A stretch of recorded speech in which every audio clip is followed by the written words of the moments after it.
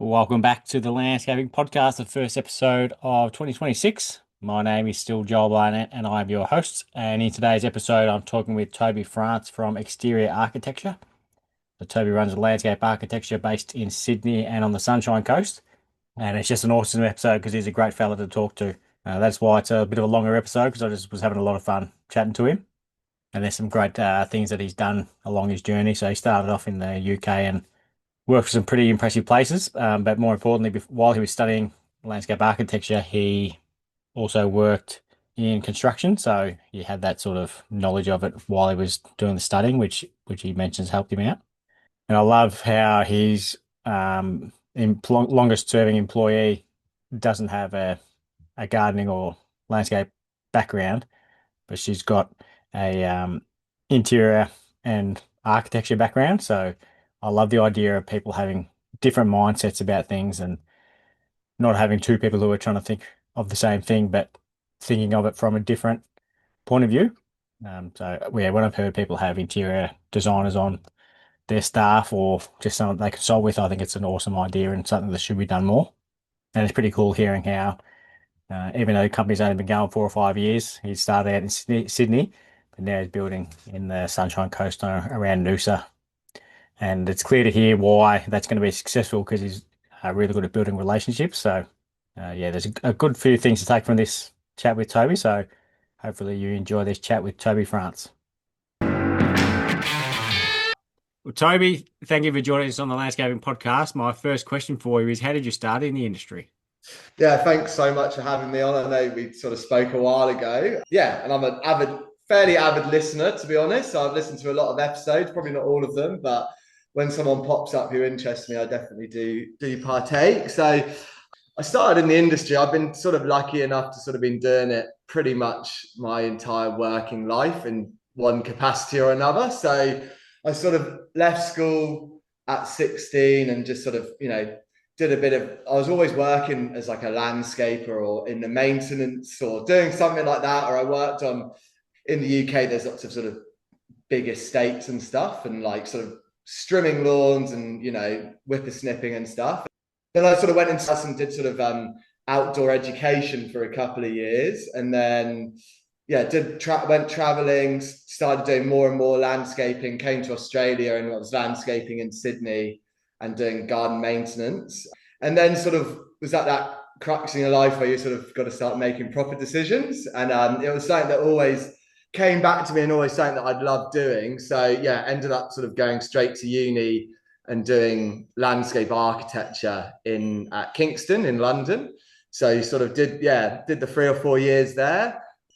Yeah, and whilst I was doing that, I was working as a hard landscaper worked in London for a number of years. So I sort of worked alongside my studies, left there, and then sort of went straight into the industry, really, sort of in a full-time capacity, straight into sort of large commercial landscape architecture, basically. It was the first stage. Did Yeah. you find doing that, like working in construction, was handy while you were doing the studying as well, because you sort of had a better understanding of it?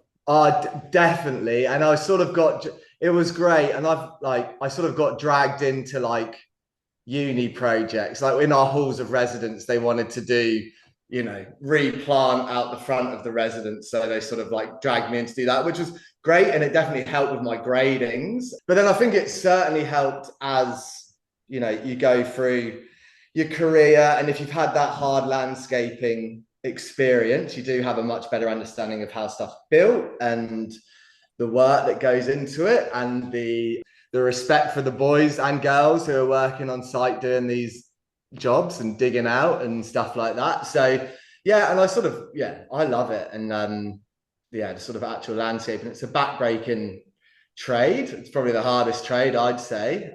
But yeah, it definitely helps. And especially now as we have a sort of a design practice, sort of understanding how things can be built and trying to think about those in a little bit more detail as we're sort of designing and stuff like that. So yeah, it definitely was a big help throughout my studies for sure. Yeah, I reckon that respect you're talking about for the people who are doing the hard work only goes one way. It doesn't. It should go both ways, but I don't think the people doing construction give enough respect to the people who are actually designing the projects and the amount of they Yeah. don't realize the amount of work that goes into doing that. And all Oh, the, there's a lot of get thought of a bit of a pencil pusher, or turn up to site and there's zero. Like, luckily, I work with pretty good people, and they sort of can tell that before. And design, it's so hard in another capacity than like, okay, you're not bent over and digging stuff out and things like that, but honestly, I think I get more tired. By Wednesday, if we've been cracking like concept designs Monday, Tuesday, Wednesday, you have zero brain capacity left. So we sort of break our week up. Like, we only do concepts on a Monday, Tuesday. Wednesday, we're sort of like just drafting. Thursday, Friday, it's only admin, because you can't, like, I don't think you have, the brain power and the sort of the stress and the tiredness you get from coming up with things and working stuff out. It's so hard, but not necessarily physically, but yeah, sleep wise and, and stress wise, it's on a different level. So yeah, but no, definitely have a lot of respect for the boys. We do lots of like waterfront works and stuff like that, and Sydney, where we have two offices now, but the Sydney's like this. It's up and down, and there's so many slopes and people having to like carry stuff in and out by hand. So it's pretty labor intensive, and I sort of get that. you'd be used to that from coming from London anyway, wouldn't you? Yeah, well, London's different. It's just all carrying stuff through houses and stuff like that. So Yeah. it's a lot of and the stuff we used to do there is nuts. Like, you'd protect up homes and you'd put it's like core flue and stuff all through, and then you'd be carrying mature trees through someone's living room, or like driving mini diggers through, and you're digging everything out, putting it in like small rubble bags, and then carrying it out to the street, waiting for a skip, loading it all in a skip over half an hour. It's called wait and load, and it's savage, but like, yeah, different sort of labor, I suppose, over there. But yeah, good stuff. Yeah. Yeah, and I can agree with what you're talking about when you're saying how like it's exhausting doing designs all day because like I could happily work 10 or 12 hours doing construction Yeah, and still be fine. But yeah, if I yeah. do any more than like 6 or 8 hours of design, I'm cooked. Oh, for sure. And the other thing, like with when you're sort of more of a design practice and stuff, there's a lot more. If you're on site, obviously, if you have your own business or you're the boss or whatever, you're on the phone and stuff. But when you're sort of, we're an office company, so I'm speaking to people like today, and it's bloody the 17th of December. I don't know why I did it to myself. I had 4 consultations today just to sort of line work up. So I've gone back to back meetings, and now I'm going to do my best to speak clearly to you. But when you're speaking to people all day as well, and then trying to think about design, and that's all sort of, it all has a bit of a knock-on effect, doesn't it? Whereas sometimes it'd be great just to see sort of laying paving all day and not having to think about what this level's doing or whether this is going to work, and all of those things. So yeah, different challenges, I suppose, across the industry and across the profession. But yeah, all good. Yeah, on the weekend I was barring a lot of soil. I did a couple, I like pushed 6 meters of soil in, and the client was saying, "Oh, how come you got that bad job?" I said, "Actually, I love doing it because I can put a podcast on, don't have to think about anything, That's shovel it. into the barrow, walk, tip it, do it again. You don't have to It's think at all." a bit of meditation time for you, isn't it? Yeah, And yeah, we've done it. We did a couple of like, I remember I was working with a mate up in sort of Coffs Harbour way, and he had like 20 cube of soil delivered, and we had to like move it. There was like 3 or 4 of us, and it was like it's the challenge, and you sort of you go a bit weird by the end of the day, but you're sort of making challenges and trying to do it all, and it's good fun. It's good. It's like honest work, all of that stuff, and probably pretty. Yeah, it's pretty good, sort of, for your work ethic. I think anything yeah, like landscape wise, definitely. Yeah, yeah. And you're supposed to get 12 barrows full per cubic meter, so I like that's counting to see if I get ripped off or not. But I usually lose track at about 10 or yeah. 11. You're counting them as well, aren't you? It's like Yeah, yeah, it's like running or swimming or something. It's sort of like you're counting it, and then you're like, right, that's done. That's 1 cube. Making sure you haven't been stitched up at the delivery and they've undercut you. That's yeah. important. So You ripped me off half a barrow. yeah, no, that's great. I love it. It's That awesome. was is Kingston like a well-renowned school for Uh, studying? it sounds as if it is, and you can probably get away with saying, yeah, Kingston, London. Like it's an old, it's what you'd call, say, in England, there's sort of different sort of classes of university. It's an old, like they call it polytechnic, but there's only probably five, I can't remember, maybe five unis in England that sort of have landscape architecture. There's a couple, there's Greenwich, which is pretty good in London, and then Sheffield's pretty well renowned, like a lot of very good landscape architects from there.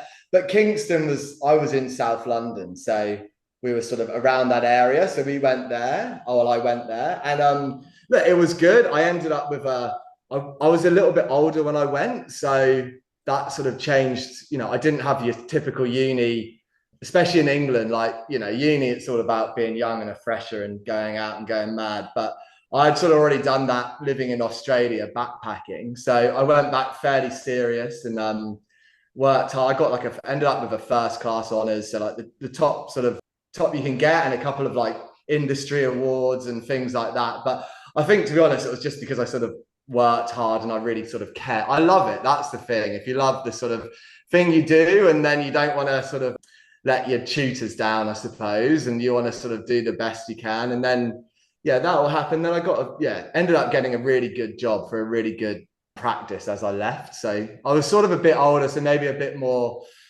driven to sort of get started and stuff like that. So no, it was a good uni. I think there's probably better ones if anyone's listening to this in the UK and wants to go and study landscape architecture. I think Sheffield and Greenwich are pretty good, but yeah, there's no complaints about my education. No, that's for sure. Yeah. How old were you when you started there? I think I would have been, I was backpacking at like 21. I've been like 22, 23, I think. So I finished at like 25. You know, where I was a couple of years older. I mean, it wasn't like a mature age student Yeah, to but that any degree like that. at that age, that's a lot. It feels like a lot at that age, like 3 years older than an Oh, 18-year-old. 3 years older than Pete at that age, you're like, yeah, I Yeah, was like working as a landscaper, working in a pub. I was very different to a lot of the guys and girls had sort of just finished, college. We call it college. Like you go to school, then college, or some schools you stay there till you're 18. So I was definitely different. There was a couple of older guys in the class, but yeah, it does feel different, that age gap. It's not until now when you're like everyone's the same age, it feels, but you're yeah, not. At that age, it's noticeable. But yeah, it did allow me just to sort of hone in a bit more maybe and just focus in, which yeah. was good. It was a blessing. And did you say the company that you worked for, they did commercial sort of So work? yeah, I left. I had to do like work placement, and I got with a company called LDA. So I think it's called Landscape Design Agency, but they're big. They're sort of like I don't know. They'd have like 5 or 6 offices across the UK. They do big urban planning, like urban design, landscape architecture. But I was pretty, again, lucky. I sort of got in with one of the biggest landscape schemes, I think in Europe at the time, was called Battersea Power Station. So it's like a big development. It's an old power station in London that they developed into like a shopping centre and loads of new flat or units and like landscape. And it's amazing. I went back there last year, just when we were on holiday. I just went and had a look, and it's incredible. And I was sort of like, they had conceptualized it. It sounds pretty boring, but I got onto like the detailing and the construction drawings. So I was doing that for primarily like designing like a sea wall for like 6 months. Again, sounds pretty terrible, but it sort of taught me a lot about drafting and how to draw properly and, working with the engineers. So I did that and then sort of got to do some other bits and pieces. But then I sort of realized that, this whole time I've been working in residential, and I worked for a really good landscaper called Belderboss Landscapes. Look them up. He sort of just builds for designers. He's got a big team. He does Chelsea every year. Like they're really good. And I'd been working for him, and I was sort of like, you know what? I don't think I want to do commercial or that sort of, big projects, which you're never going to, take 10 years to design something. So luckily, I sort of interviewed a few places, but I got a job for a guy called Alistair Cameron. Now, he's very like super high end landscape design, and he's got an incredible maintenance team in London. They all drive these like purple and green vans, pretty garish, around sort of Chelsea and stuff. And I worked for him for like 4 years, so that's sort of where it really started, I think. And yeah, he sort of does hotels and restaurants and like big private gardens, and he's got jobs in like India and all sorts of places like that. So I had a really good time, and he's a legend, and yeah, very sort of well known in the industry. Like there's some amazing garden designers, and I'd encourage anyone to look him up. He's got his own home, which I think he's up for sale now. It's called Silver Street Farm, and he's like into naturalistic planting. So it's all just huge swathes of perennials, and he's got full-time gardeners because he does pretty well for himself. Because I mean, these gardens are amazing, but really natural and quite amazing sort of planting and stuff he does. So yeah, Did you that's say his name was Alistair Cameron? Alistair Cameron. Yeah, Alistair with a D, so Alistair Oh, yeah. Cameron. But he's a bit of an eccentric guy, and but he's got there's a pretty solid design studio in London. And yeah, he was sort of where it sort of started for me, sort of going into that more residential design and project management and sort of end of things. So yeah, it was good. And did you have any involvement in any of the Chelsea gardens that he did? Alistair did a Chelsea. He hasn't done a Chelsea in a number of years. When I worked at Belder Boss, Oh, I that's did because he does one every year. I did about a week, but I was at uni, so sort of like in between like going and helping. But I was speaking to Alistair not too long ago and messaging him because I messaged him on Instagram and said, "Would you do one?" But it's sort of, I think it's a great thing to do Chelsea, but and with any garden show, I'd love to eventually do one. But you've got to be pretty certain that it's going to do good things for you, because I think it can, especially Chelsea, it can also hurt your reputation as well if you've got a really great firm and business and you don't come out top trumps. It can Mm, sort of probably have the opposite effect to what you think. yeah, So and it's a huge commitment when you've got, it's got to be worth your while, especially Chelsea. It costs you a fortune. So yeah. yeah, a lot of, I don't know how a lot of the guys do it. It's a lot of sponsorship and stuff, but yeah, look him up because he does do some really cool work. A lot of the stuff, the projects aren't even like, I know we did like the Sultan of Brunei's Kensington home in London, but it wasn't allowed to be photographed. Like all of these jobs, he's got lots of jobs which there's confidentiality stuff, so half Yeah. of them aren't even on the website. Like it's Yeah. all that crazy money. And is his business name just his own name? It's called Cameron Gardens. Yeah, Cameron Gardens. Yeah, but his Instagram's good. Most of it's just of him at home, sort of walking around talking about the garden. They occasionally post their sort of studio work, and it's really good. And yeah, I worked there for 4 years, and when I was there, he got a contract for.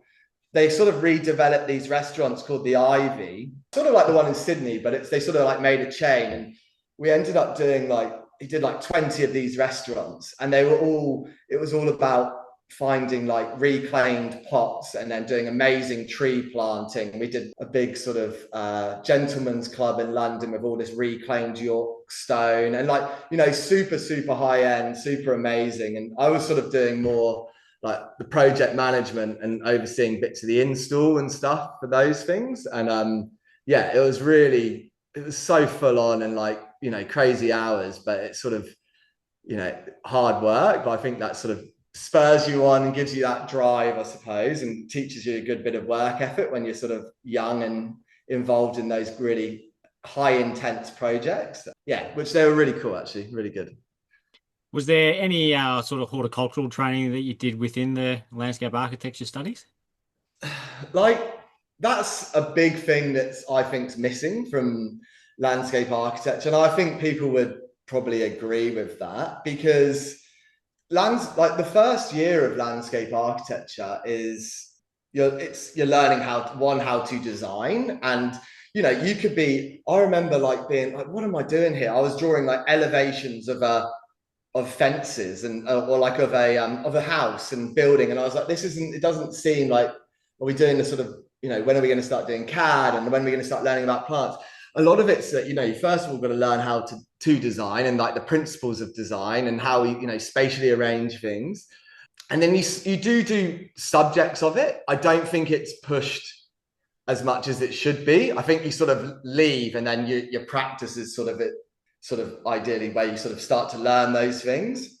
And then a lot of it through like self-taught. Like I moved over here like 7 years ago, and obviously the gardens here, Melbourne different. Like I probably know every plant in Melbourne, but I'm not based in Melbourne. We're in Sydney and Queensland. So, all the Sydney planting and the horticulture and stuff, sort of had to learn that all again and learn a lot of new plants that there's crossovers in the horticulture world about what species are selected. And, I see in a lot of the Melbourne gardens lots of plants and perennials and stuff that we would use in London, which I love, and I love that stuff. But well, you try using them in Sydney, they just sort of fall over by the end of the day. Or you've got to have the right clients who want to have gardens like that. And some of our clients, we get the odd one who's very interested, but a lot of it, they want something easy and they don't want a garden, or they don't want to necessarily pay for a gardener. So unfortunately, you just got to sort of, pick and choose your battles of that stuff. But yeah, I would love to have sort of learned more about it, but I'd say most of it is I've got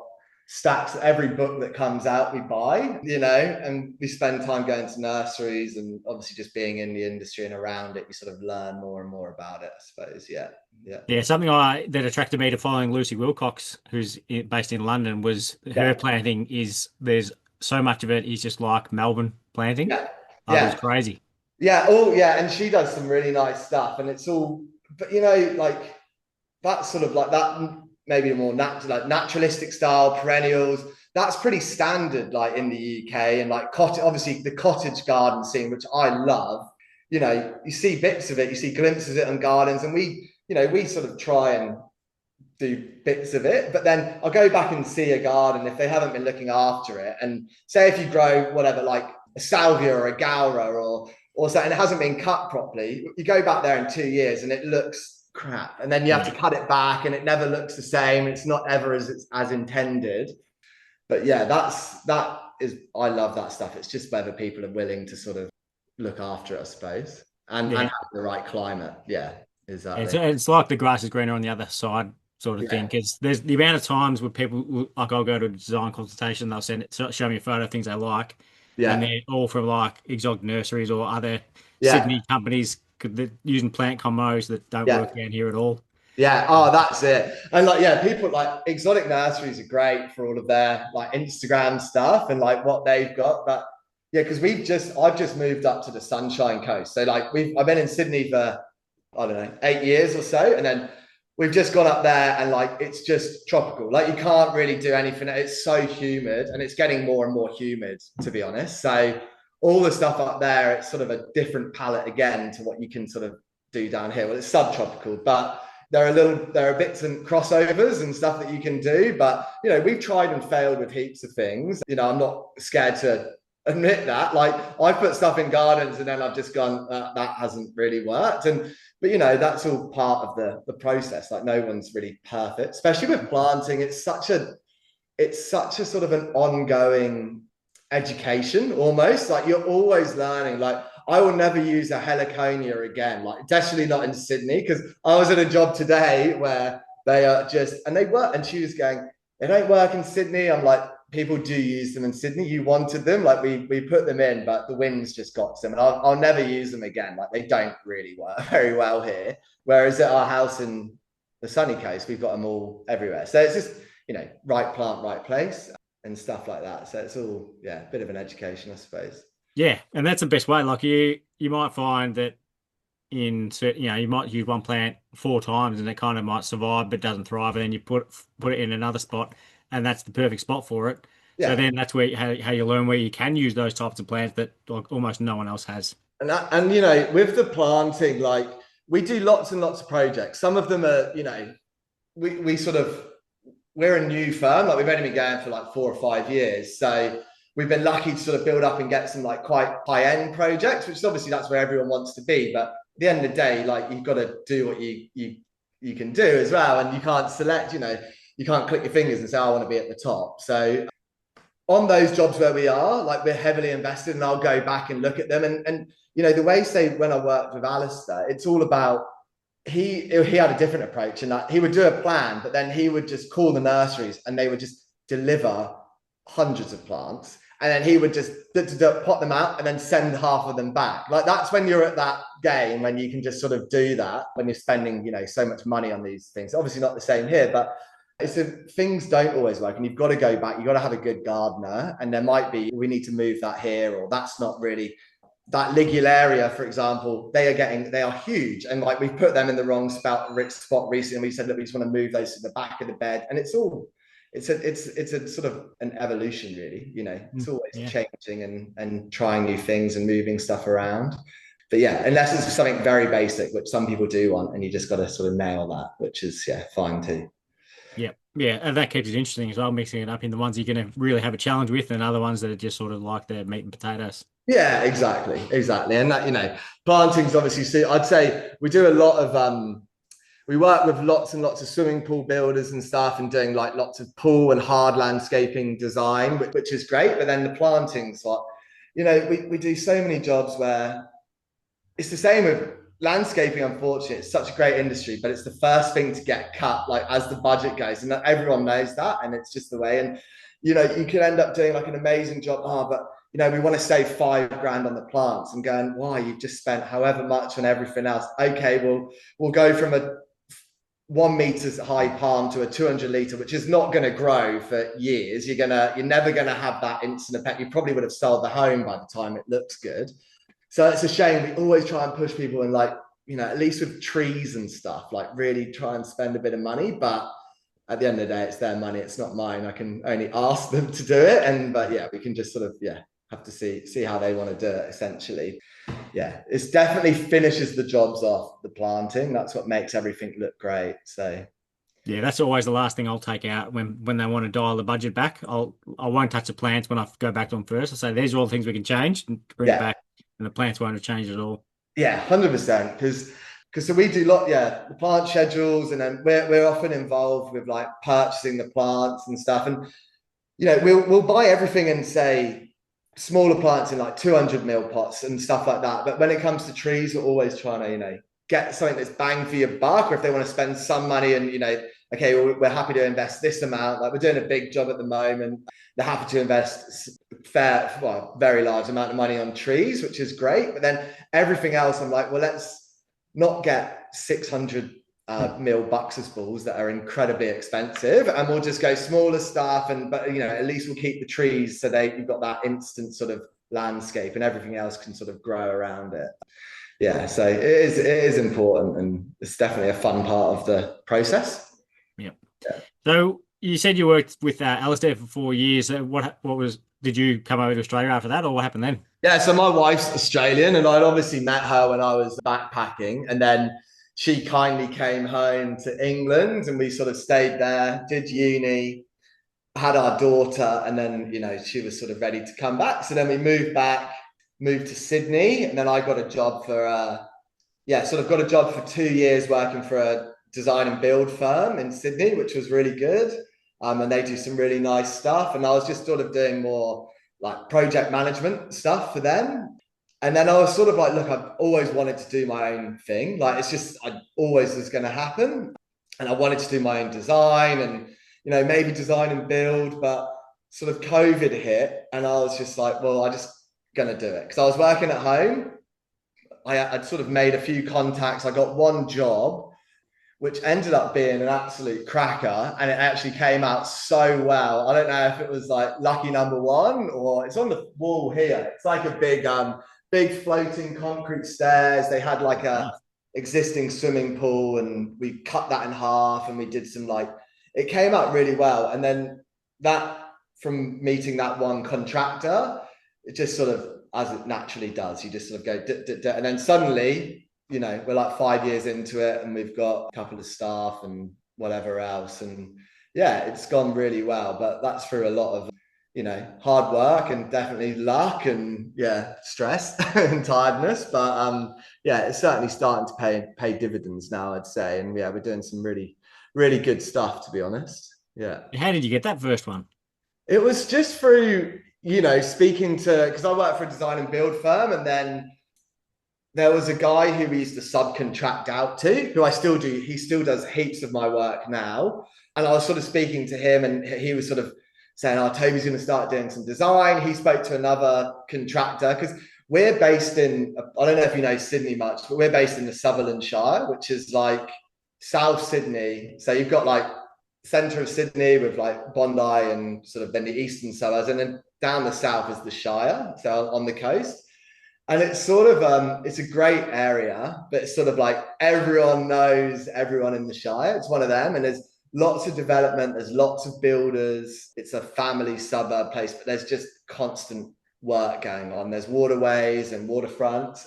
Yeah, he sort of introduced me to someone else, and then I did that job.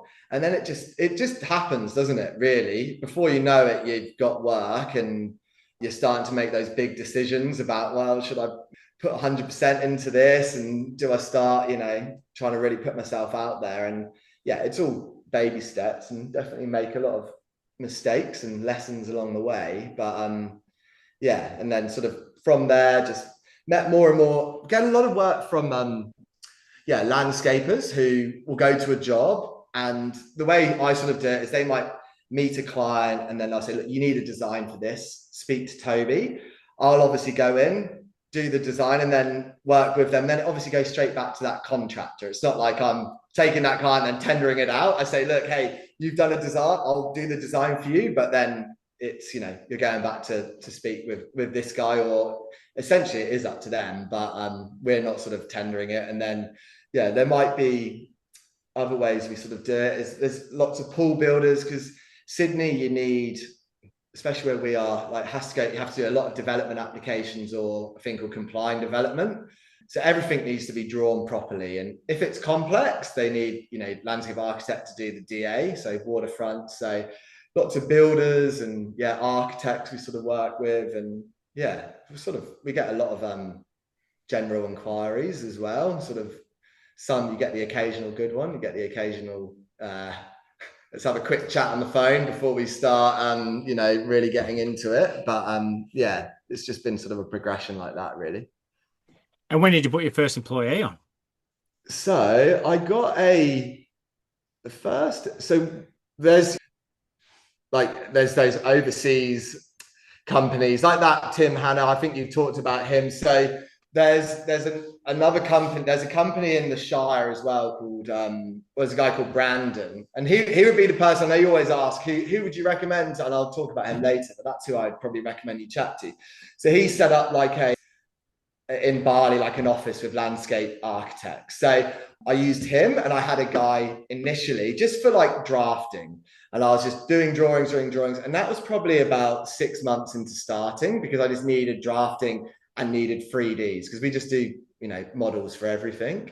And he was great, and he worked with me for a couple of years. But about a year into the business, I employed, maybe it might have been a year and a half, Ty, and she's been with me ever since. So she comes from like a interior and architectural background. She was working for a good architect in the city, and my office is near her home. So I think she was like, oh, I could try landscape. And she's come on and just like, she's just got she's just got the head for design. Like, she's not a landscape architect. She doesn't know about planting, but that's not her role. Her role is spatial arrangement, working out where we can fit swimming pools, working out levels. Like, I'll do a sketch with her, and then she will just like finalize it and work it out. So she's been with me for a fair while. And then we also have Sally, who sort of leads a lot of the planting, and she's worked with some great designers in Sydney, and so she will do more of the planting design, and we do sort of lots of like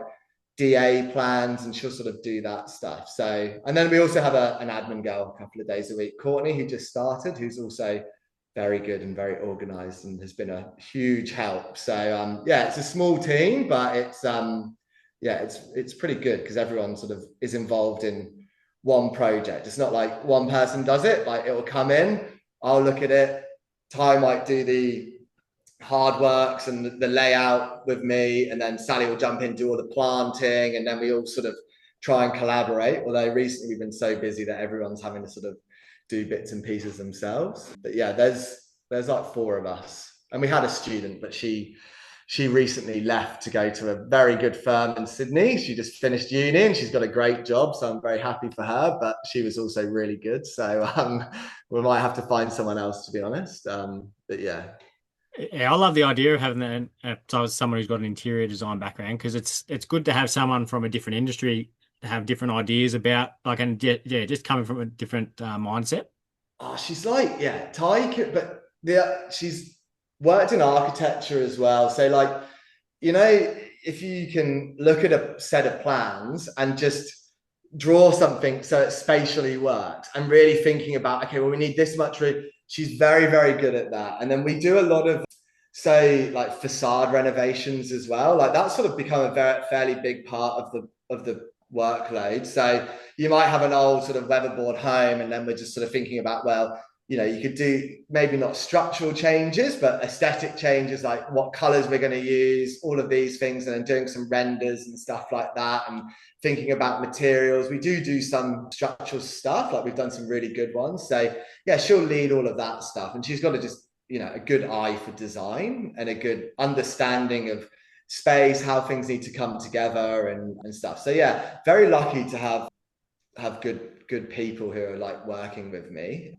Yeah, and hopefully they like it. But yeah, it's been pretty good so far, to be honest. So yeah, yeah. And so what happens with having the two different bases being in Sunshine Coast and Sydney? Do you travel to each project? Yeah, I say I'm like a FIFO landscape designer, which is like, so I flew down, what was it? When I flew down yesterday. So look, we moved back up to the coast because my wife's family are from there. We've got two young kids, and it was sort of, she needed to be back up there, which is fine. But a big part of that was like the business is here, and it's doing well, and we've got a good market in Sydney. So look, I just come down every 2 weeks or every 3 weeks. I haven't been down for a little while, but there's times when I was coming down every week. It depends what's on, but it's an hour and a bit flight. I've got a car here. I've got somewhere I can stay. So I just sort of fly in. Like today, I got in yesterday. I was in the office pretty much all day. So we're actually having some time together designing, and then go out all for meetings all day today.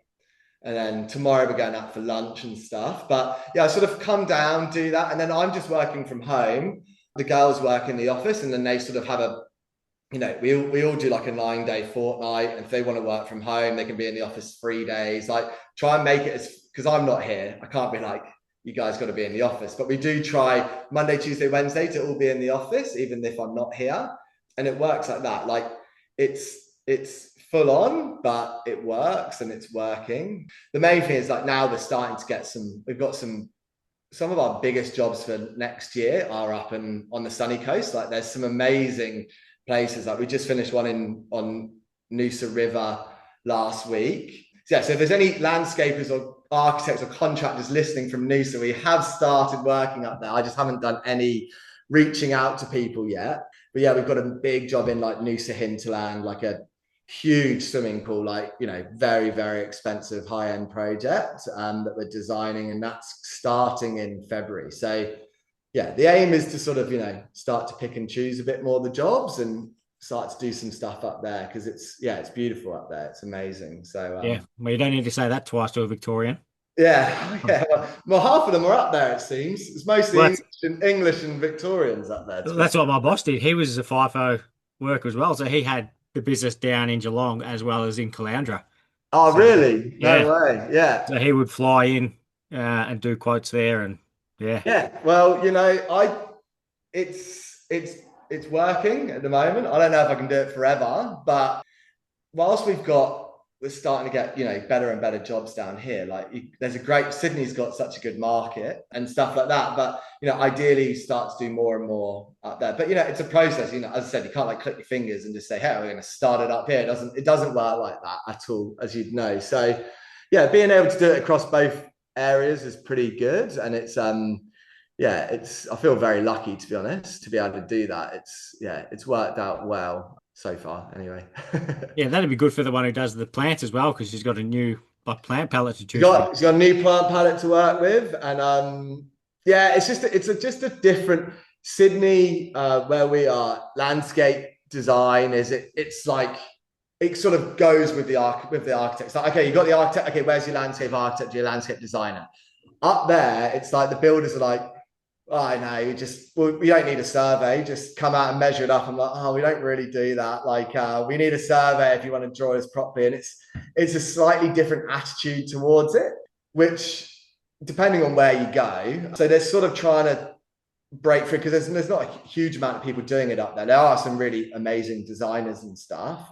But yeah, I think the attitude towards it's slightly different. So it's trying to sort of persuade people like, no, you're definitely going to get a better result. And I've just started working with a landscaper or two landscapers up there, and they love it. Everyone wants a design to work off. They get a better project. There's what I say to people is you get clarity of costing. You're going to get like accurate costing because as well as the plans, we write like a schedule of works and not a bill of quantities, but just like a list of things that need to be done, especially if it's going to go to tender. Yeah, and I think everyone's going to get a better result. Clients, contractors, and yeah, hopefully us as well. Yeah, otherwise you just sort of the client says, "I thought you were doing this," like, and then so no, Yeah, I don't think that was part of it. So wasn't part of it. Oh, we still do get that, like when you miss, there's occasional things, but yeah, like say if we're doing a tender down here, we'll do the plans, we'll send it with a schedule, and then we'll bring the quotes in, we'll review them, check them, go through them with the clients and try and let them make a sort of a good decision on who to build with. But yeah, we sort of, especially in Sydney, we've got like 3 or 4 landscapers. A couple of them are like landscape pool builders. We've got certain pool builders that we work with. We've got some builders, sort of standalone builders. So we've got sort of a small team. Trust me, we've been through a fair few of people who I'm like, nah, I don't want to work with them anymore, or that was a mistake. And it's not like I would say don't use them. I would just be saying to clients, I don't use them, and I think they can sort of read between the lines at that point. So yeah, we've sort of gone through and got a really good team. It's just on the coast it's a different process because we're sort of very new up there, but yeah, I'm sure it will happen. and Yeah. how'd you get that first job up there? Instagram. I just like message. Like I had this whole small business owner. You got these plans. You're like, right, I'm gonna send out emails and do a load of marketing. Yeah, it's been on the to-do list for a year. I've been up there for almost 2 years. I think we sent one message to this guy, Mitch. He's got a company, MW Constructions, and then he was like, "Oh yeah." And then since then, I've done like 5, like a couple of swimming pools for him, a couple of good jobs. And yeah, he's the one we're doing this one in Noosa on the river. It's amazing. So yeah, he's just done it. And then we did send out an email with our like lookbook, this is about us. And then one guy came back straight away. We only did it to a couple of people and met him. And then yeah, we've just got a job on Perigian Beach, which is like amazing. And like then you meet the architect. I've got to do the job first. So hopefully we do a good job because he was like, I've got heaps of work we can give you. So it all happens like that. It's all natural. If you want work, you can definitely go out and find it. But if you just sort of do a good job and step along the way, it's going to sort of come to you, I find as well. But yeah, it would be good to find a bit more up there, but we're inundated at the moment anyway, so it's a pretty Yeah. good problem. So Do you yeah, have like a cap on how many staff you want to have, or like if you have enough work coming in, you'll put more on? look, I don't know. I think everyone would have a different opinion. Landscape design alone, it is not a. It's quite a hard thing, I think, to make money in, like hugely. Like it's not. You don't have a build firm. There's until you get up into the top level where some of the designers are charging a great amount. You sort of have to slowly build up to that, and then yes, I would like to bring on possibly someone else down here, but they'd have to be, it's either we get another student maybe, but then if I'm not here, the pressure's then on Ty and Sally. Is that Mm. fair? Like we had a great guy, Roger, last year, and he came and did lots of modeling for us, and he was great, but it's sort of I'm passing that responsibility onto those guys. I don't think it's really fair. So if we did, it would be someone who's sort of pretty good, I think, already, who can sort of maybe take the pressure off and take the pressure off me a bit. But I don't know. I think it's a pretty good size. Like, I think you can either go landscape designer just by yourself and do really well if you're sort of doing everything and maybe have one draftsman. Or you know, to get to like 2 or 3 staff, it's okay. To then jump up to bigger than that, you have to be turning over some pretty serious cash because everyone's on a good salary these days, as you know. Same with building and stuff like that. So you've got to be either charging a lot or turning over an awful lot of work. And then do you then start to lose control over your work? Is it, you know, are you just pumping out stuff for money and not everything else? So yeah, I think I'm pretty happy how it's going, but I don't know. Who knows what's going to happen next week? Yeah. Yeah, who Yeah, knows? like if the right person comes along, then you can't say no to them. If the right person comes along, who I think is great, then yeah, absolutely, and it could make a chat. And you know, one of my mates down here, Reese. He's got a good company called Urban Jungle Landscapes. He does lots of big waterfronts, especially around the Shire. He's a good guy, and he was sort of one of the people like sort of mentored me. Like, you know, he actually gave me that first job there with the steps. And I was like, oh, I'm worrying about, you know, taking the staff on. And he was like, mate, what are you talking about? Just do it and it will all work out fine. It's going to be fine. And it always does, to be honest. And he was like, you need it. So just do it. And sometimes you just got to take those risks, haven't you? And touchwood so far, they've all worked, you know, pretty well. But yeah, I think I'm pretty happy. Smallish firm, to be honest. I think that's good. Could you see Yeah. yourself putting on someone in Queensland? Yeah. Well, I had an admin staff down here who left, and then I advertised up in Queensland. So I didn't have anyone for like 9 months, and then I was like, what am I doing? Like, I was doing, and to be honest, she's since said, how have you been doing this? Because I was doing all the invoice. To be honest, I reckon I was missing an awful lot of invoices, like not invoicing all hours because my head's in 1,000 places, and then trying to do like had a bookkeeper. Then that went. So I advertised, and I've got Courtney now, and she lives up in Noosa, so she does work remotely, but she's up there, so we can like meet up and talk about. You know, she's sort of doing more the admin side of things, setting up clients, setting up my diary, and then like bits of social media and stuff. So I sort of did want someone there who is, you know, so you're not feeling so isolated as a business owner. So there's someone else. So if I did find someone up there, then yeah, absolutely, that could be a good option. As long, you know, you just need to find the right people. And anyone who's really good is already in a great position, or they're probably doing it for themselves, and that's Yeah. perfect. But you know, you got to just find those guys. So yeah, it's all part of the challenge. And how did you find the construction crew for that one who's going to be starting in Feb, or is other builder doing a lot of it? So the one on Noosa River is through this guy Mitch. So he just sort of got me to go and have a look, and it's yeah, amazing, like beautiful home. There's the river sort of comes in. There's like these little islands of the houses on. Yeah, so he'll be doing it. He just said come and meet the client. Got briefed by the client, did the design. Actually got feedback today saying yeah, all good. We just did one revision last week, and they love it. And then there's a big pool builder up there who I met through that Mitch. They're called Pools by Design, and they do lots of big pools. And then he sort of said, "I need you to design this job in it's a place called Yamundi. It's in like the hinterland, and Yeah, got the famous markets there. the big hippie markets up there. It's pretty cool. And yeah, we designed this job, and it's a lot of money. It's a big sort of curved pool, but it's elevated. It's like 4 meters out of the ground. Like you couldn't do this. You couldn't do this stuff in Sydney. It seems like the rules are just very different up there, which is great. And like, yeah, they've just done their house. It's all sort of a mid-century home. It's amazing. So that just came through a pool builder, but they've since got another. The house builder's going to do it all. So, yeah, but there are some good contractors up there, and yeah, this other guy we're working for, he just won a couple of awards at I guess it's like the Landscape Queensland Awards or something Yep. like that, the equivalent of whatever it is up there. So yeah, there's some good people up. There's some good people up there, and it's just about spending the time to connect with them, isn't it? And you know, you got to go and meet people and do one good job, and then after that, hopefully you know you've got to spark a friendship, and that's how it goes. Because the guys in Sydney, like we work for a few landscapers and stuff, and they primarily just pass the work to me because I get on with them, and they give me work, I put them forward for jobs and stuff like that, and that's sort of how a lot of it comes about. Yep. Uh, yeah.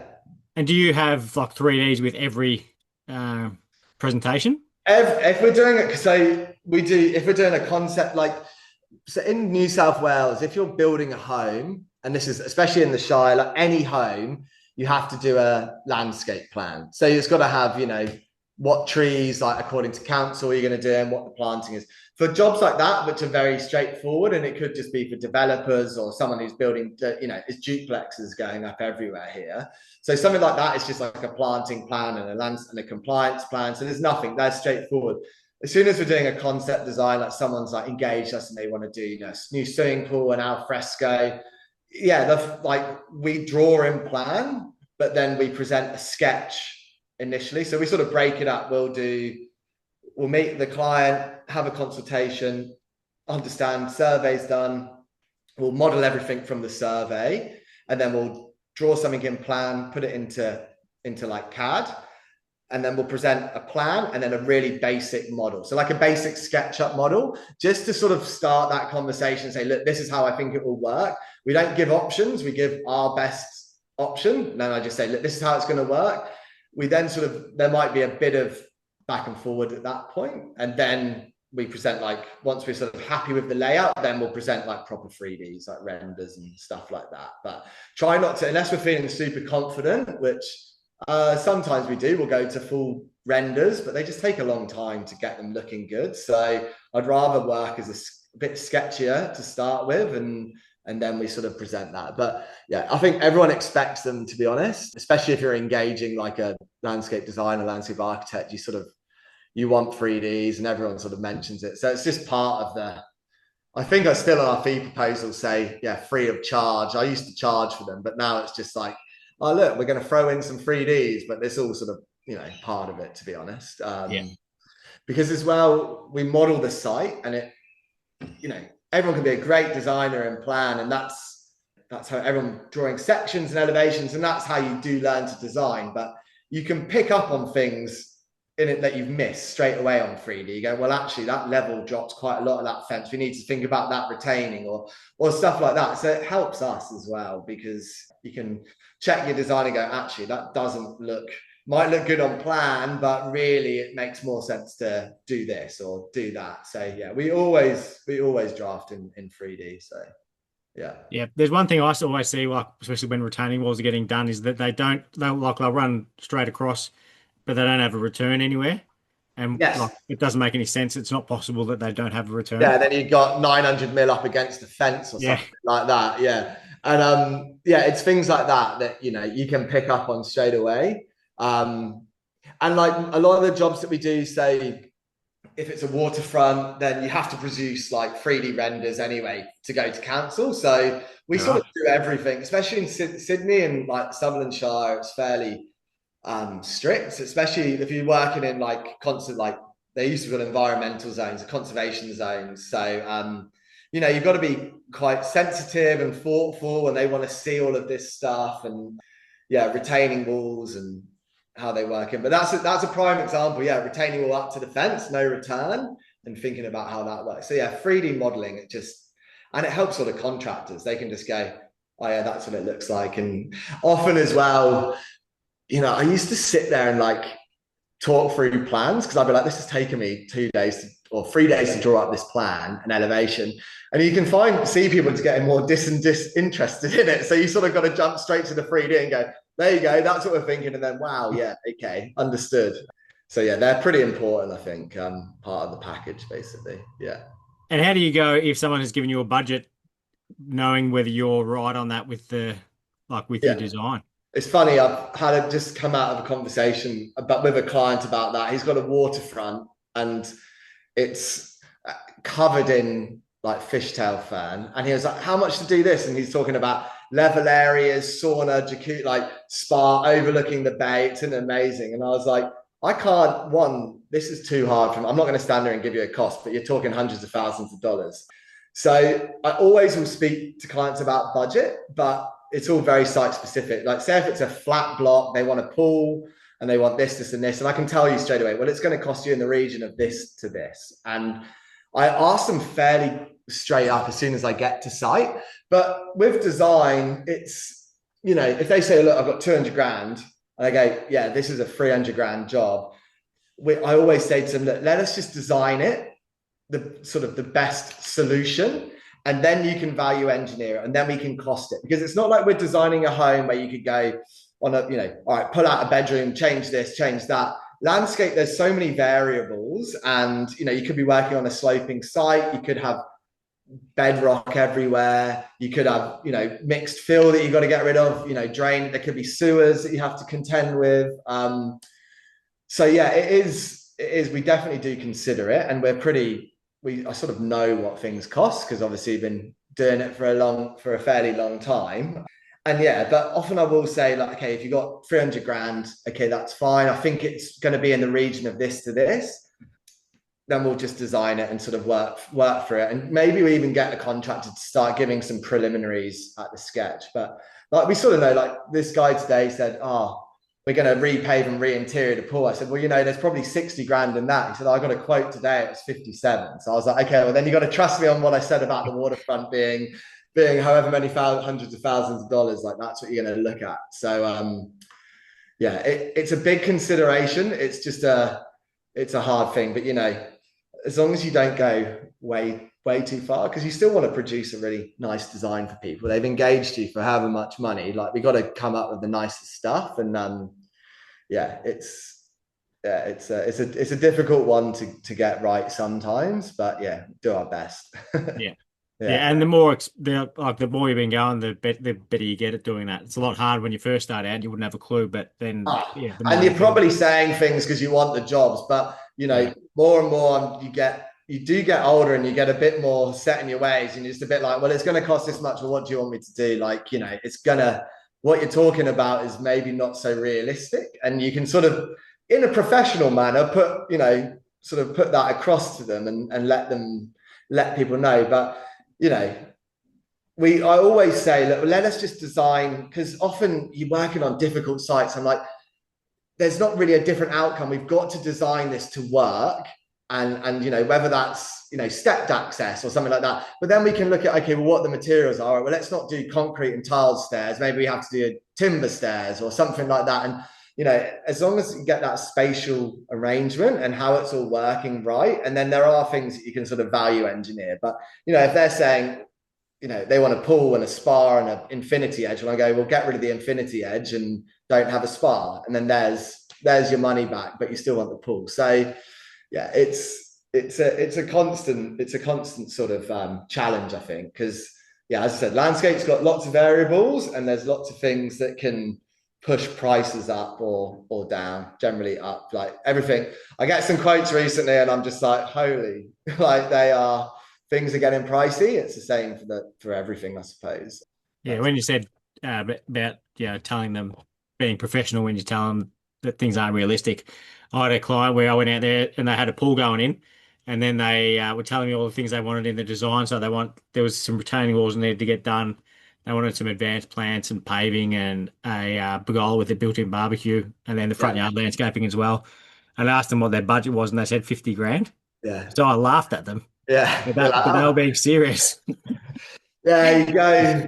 You go. Okay, like what we do try. Like I went, yeah, we do sort of say if we get a job or an inquiry, like if it comes from an architect who we know, then straight away I go, right, well, I'll jump on this. I know that these guys are going to have the money, but I bring it up straight away. But if we get, say, like a general inquiry, and it does say, how much are you looking to spend, like on our website, and they can click it, and everyone generally clicks the lowest price. Like it must be like a psychological thing that people just do that. Because then I get on the phone, they start talking, I go, well, this is how much money have you got to spend? Like, really, this is a 3, 4, 5, 600 grand project. And then, I'm like, why did you pick 100 grand? But, we try and sort of make sure that people are serious before we then jump to like maybe looking at doing a consultation or whatever like that. And Courtney sort of cuts through a lot of that stuff before it gets to me. Like that's the benefit, I suppose, of having an admin, someone looking after that stuff, because every time someone calls and it's 15 minutes, 20 minutes out of your day talking about, oh, we want to do an outdoor kitchen here. And yeah, okay, mate, like let's talk when we're getting serious. And, you know, it can just chew up hours of your time trying to do sales and stuff. But yeah, it's funny with the budgets. Yeah. Do you have any goals that you work towards, like a 5-year plan or anything like that?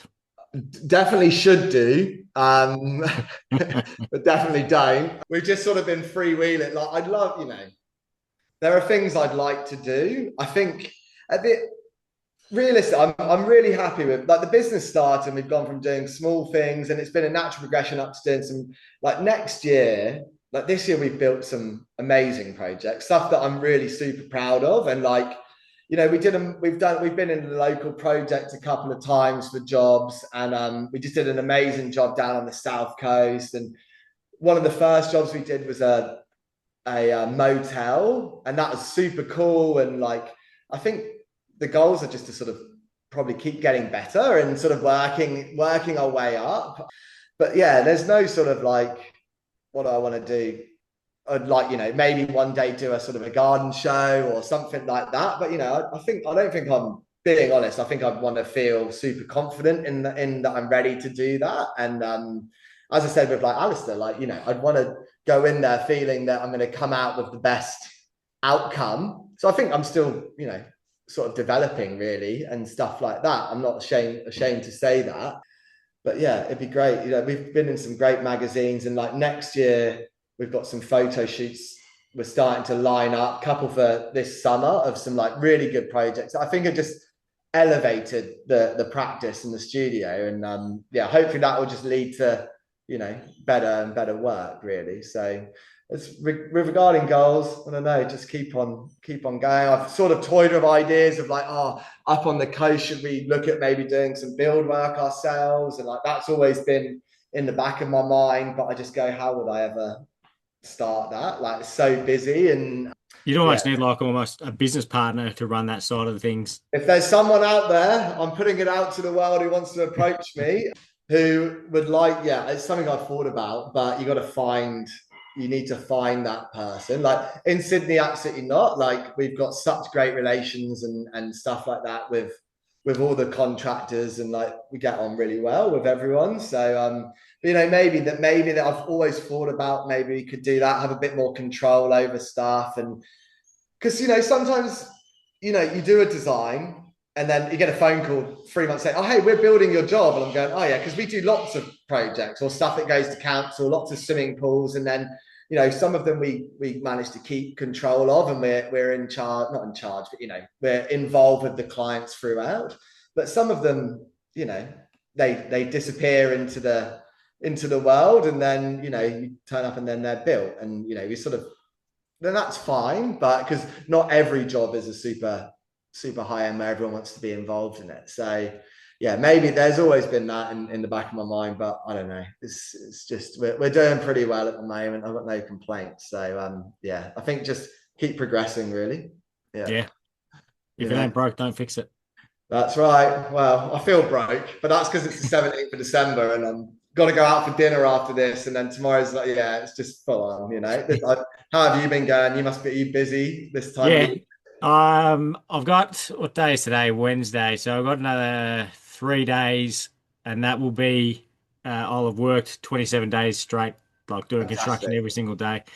4 or more of those days were at my own place, Yeah, but I was working harder than what I do on site, so it's not like they were that's it. relaxed. But Oh, yeah, I just, yeah, everyone I work with, they're just, you know, there's this horrible Christmas deadline, which just comes around it comes around for like design though as well. Like everyone's like, we've got two DAs, one of them massive pool on like a cliff and an inclinator, and they're going, we got to get it in by like before Christmas break. I'm in my head, I'm being professional. I'm going, yeah. They've come up with this deadline themselves, and I'm going, okay, yeah, we'll do it. In my head, I'm going, do you think anyone at council is going to pick this up on Friday? It's not getting looked at until the end of January. Give me a break and let me do it in a couple of weeks. But you sort of, you know, yeah, nod and grin and get on with it and go, yes, no worries. So yeah, it's the same in every industry, I think. Just yeah. this The Christmas rush. the job we're working on, which initially had a Christmas deadline, I only found out on Thursday, Thursday last week that that deadline doesn't exist anymore. So I'd been going flat out thinking, like everything was going well. I was going to get it finished, but I was thinking we need these other people to start doing a bit more Yeah, because we can't do our stuff until they've done their yeah, stuff. And I thought it looks like a long way away from being finished. yeah. And I asked one of the builders, I said, when are you guys handing it over? He goes, mid-Feb. Yeah, Okay. don't worry. Oh, thanks. I'm really pleased I did that Yeah. Saturday and Sunday last week for you. And Good to we've know. been we've been laying turf around the chippies. Like, yeah, great. Yeah, no, it is. It's this. I was speaking to guys today, and like a couple of them, another good guy, Hemsworth Landscapes and Pools. He just won a award at the LNA for a pool and landscape redesign. It's awesome. Yeah, like a little plunge pool of a raised spa. It's really cool. And he had a deadline that was due, I think, before Christmas. And I spoke to him the other day, and he said, "I've been asking the client to pick the materials for 6 weeks." He told him like 2 weeks ago, and still expected it. And he was like, "Well, there's absolutely no way. Like, how these have got like a 3 week lead time, and then I'm going on holiday." So, it's some people are pretty unrealistic about it all, and everyone, as long as stuff's neat and safe for Christmas, Yeah. like you're gonna have your landscape eventually. It's just there's no point in rushing everything just for that one day, I think. Yeah. When you could just wait another 6 weeks and then it's somewhere you're gonna live for 10 Yeah. years. Oh, exactly. And like we've just moved house, and we did a reno. We just lived in a house, renoed it for a year, and it was carnage. Like, we moved in. On the day we moved in, I had the builders coming, cutting a hole in the floor. We were having stairs installed, and we've just moved in on Friday to a new home. And I've got planned. I had a survey done this week, and we've started making plans. But I was just like, straight away, my wife was like, "Oh yeah, so should we get the painter in next week?" And I was like, "No, let's just give ourselves a break. Like, we're going to live here for a fairly long time. I don't want to, you don't need to rush everything. Like, it killed us this last year, like trying to reno and flip homes and whatever. And yeah, sometimes everyone's just got this like big deadline of Christmas, which I fully get, and people want to enjoy it with the family, but it just puts a lot of stress and stuff. Especially, I think the landscapers get it the worst, because even my father-in-law is a landscape. He's like landscape maintenance, and he's just flat out at the moment, 7 days a week, mowing lawns. Everything. So everyone wants it looking schmick, which is Yeah. understandable, but full on. Yeah, I've been doing a concrete bench, barbecue bench at my place, and Yeah. just because I wanted to get it done, so I had some spare time. But then Mum said, "Oh, how about we have Christmas at your place?" I said, "Oh, okay, yeah, that's fine." And then I'm thinking, "Oh, I could get that finished partially by then." So now I've got Yeah. to Yeah, now, I yeah, saw that's it. I my saw it. It was on your Instagram the other day, wasn't it? yeah, Yeah, yeah, yeah. And then you don't want your mother turning up if it's formwork hanging off it and it's not looking neat. She go, "Hey, isn't this?" Yeah. So you got to get it looking good, I suppose. But yeah. Like before, I got home an hour before this appointment, and I'm stripping the formwork off. So when I came in, I was dripping with sweat still. yeah, yeah. I was going to say something, but I thought, Just thought I'm unfit. oh, mate, I've been out all day. I got into the office and I was like, Ty and Sally were here. I was like, "I've got to jump on this podcast." I was like, "I feel so tired." They're like, "Have a coffee." I was like, "I've had one." They're like, "Have a shower." I was like, "I don't have a towel." I had to dry myself with a t-shirt. Like, I was just like, I need to like wake up, and because it's been hot here today as well, and like talking to like clients all day, giving your spiel out and saying, "Yeah, this, and this," and trying to be super enthusiastic is Yeah, it's tiring. And yeah, yeah, it's just it's that time of year as well. I think everyone's ready for a bit of a break. So yeah. yeah, that's it. Well, you've done well. You made it through. So, last question for you, Toby, is who you think would be a good guest to have on the podcast? Yeah, awesome. So I did think about this, because I know you. There's lots of people, but there's a chap called Brandon Wallace. Now, he is a landscape architect, and he set up a firm down near our way called Site Design. I don't know if he listens to this. I have to text him and say, "Hey, I've put you forward." But yeah, he set up, and they're still going. And a chap, Johnny, who I know well, runs the firm, the studio here. So they got like, he set it up, franchised it, did 5 or 6 firms. But like, when I started out, I spoke to him, and he was just like, he is just the most passionate guy about landscape architecture. He's like full of energy. he's been doing it.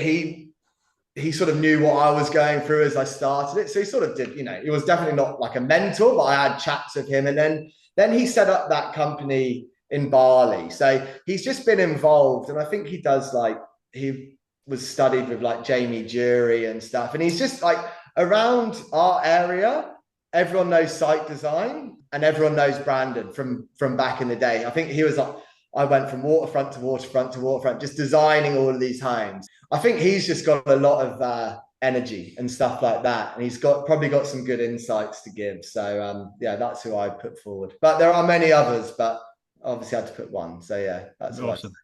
yeah, Well, awesome. thank you so much for coming on. Absolutely love chatting to you. So yeah, and this is one of the things I love about the podcast. Like I've seen your account for a while, but never spoken to you before. Yeah, And yeah, great. and it's awesome to meet you. Well, no, and you, and I want to sort of, I need to do more. It's a great industry. I love it. I'm passionate about it. But I felt as if maybe I've been a bit insular, and I want to get out there and start meeting people. And I'm meeting people more across the industry. Like where we work in the Shire, it's sort of a little bit, you sort of stick around here. So it's definitely something I need to start doing and meeting more people, because there's lots of great, passionate people and who work in landscaping, and this is what we've chosen to do. So we've got to all sort of connect a bit more, I think. Are you a part of like the Landscape Association and Landscape Queensland? I am. I just say that I'm a member, but I'm an inactive member, Yeah. which is what I need to change. I talked to them last year and I said, "Hey, look, I can help you guys out," and then it just sort of, I got these ideas. It's just trying to find time and commit, but it's definitely something I need to do more of and start going to events and stuff like that. But if we could do everything, we'd be great. But Well, you don't need to tell me twice. awesome. All right, nice to meet you, and thanks so much.